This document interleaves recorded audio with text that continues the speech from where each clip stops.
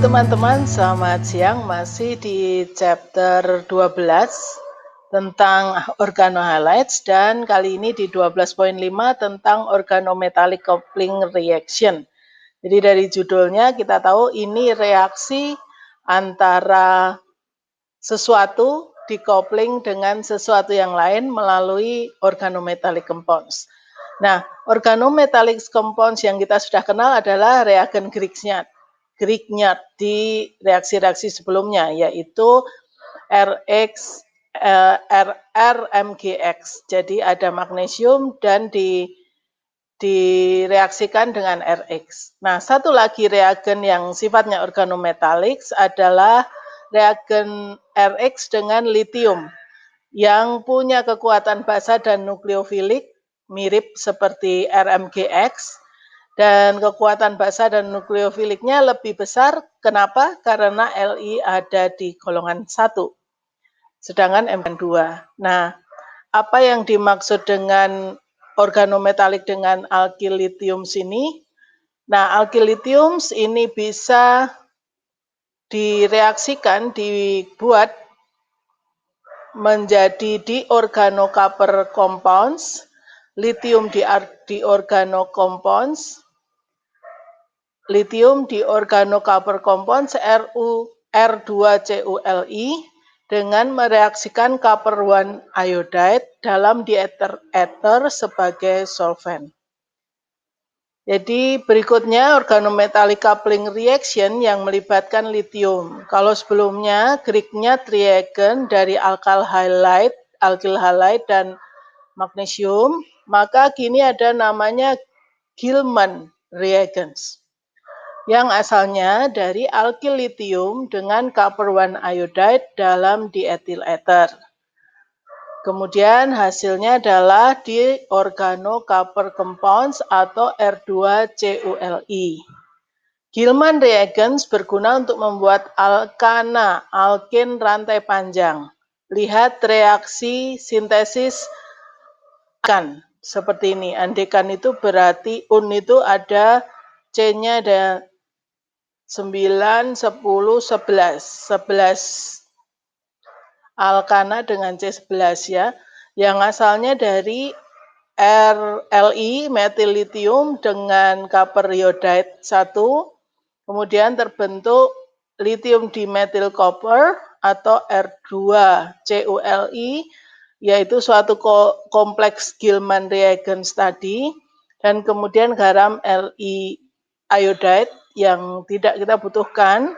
Lalu dengan lithium dimethyl copper tadi, dengan Gilman reagen tadi, kalau direaksikan dengan alkyl halide yang lain, misalnya 1 iododekan, 10 C-nya, maka salah satu metilnya bisa menempel di alkana yang panjang tadi, sehingga hasilnya 11 C undikan dan garam metil copper yang kita tidak butuhkan.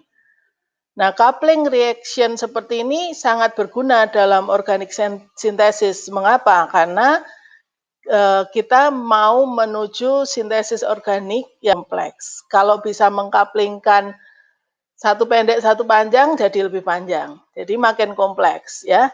Jadi tujuannya seperti itu. Contohnya seperti di bawah ini, coupling reaction yang menyangkut aryl dan vinilik misalnya.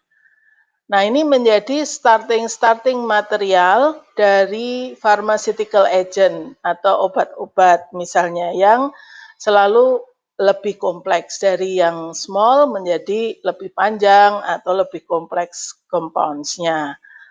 Semua ini dibantu dengan R2CuLi tadi, Gilman reagens yang bisa mengkapel beberapa hal gitu ya. Bisa yang punya inti benzen, bisa yang tidak seperti rantai panjang tadi. Mekanisme reaksinya seperti apa? Mekanisme reaksi coupling melibatkan terbentuknya intermediate RCuRLi yang kemudian diikuti dengan coupling dan pelepasan RCu. Coupling ini bukan nucleophile substitution. Namun bantuannya adalah dengan intermediate kompleks yang melibatkan copper dan Li tadi. Jadi intermediate kompleks itu senyawa kompleks dengan ligannya gitu ya. Jadi nanti kemudian apa? Karena besar, cukup besar, maka logamnya akan ada yang lepas. Nah, jadi bukan substitusi. Mekanismenya tidak seperti pergerakan elektron pada nucleophilic substitution. Mirip dengan coupling di organocopper reagents, ada yang lebih mild condition. Jadi kalau copper itu kondisinya lebih keras, kemudian ada orang lain melakukan, kalau gitu saya pakai katalis lain, yaitu pakai palladium katalis. Tujuannya untuk mengkaplingkan aril atau vinylic compounds. Nama reaksi sintesis ini Suzuki-Miyaura. Jadi yang menemukan Suzuki dan Miyaura. Maka Suzuki-Miyaura reaction itu biasa digunakan untuk mengkapling yang besar-besar itu bisa vinylic, bisa aromatik menjadi biaryl compounds. Misalnya seperti ini, di reaksi ini antara RbOH2-nya, boronic acid-nya, suatu vinylic, suatu aromatik boronic acid dengan aromatic iodide, aryl iodide-nya, kemudian ada palladium kompleksnya sebagai katalis dalam CaCO3 dan THF, lalu hasilnya coupling saja antara dua ring itu. Boronic acid-nya terlepas karena berikatan dengan palladiumnya, dengan katalisnya. Reaksi ini sangat sering digunakan dalam industri obat-obatan. Suzuki-Miyaura. Jadi prinsipnya sama, dah organometalik tadi, tinggal metalnya dengan PD katalis. Nah, contoh yang lainnya misalnya pembuatan obat valsartan. Dinamakan di market Diovan. Ini antihipertensive agent. Ini dilakukan dengan sintesis Suzuki-Miyaura, coupling dari ortochlorobenzonitrile dengan parametilbensin boronic acid. Kemudian boronic acid-nya BOH2-nya terlepas dengan PD, lalu couplingnya ya seperti menyebelahkan saja antara ortochlorobenzonitrile sama parametilbensin boronic acid. Seperti itu. Hasilnya Diovan itu ya.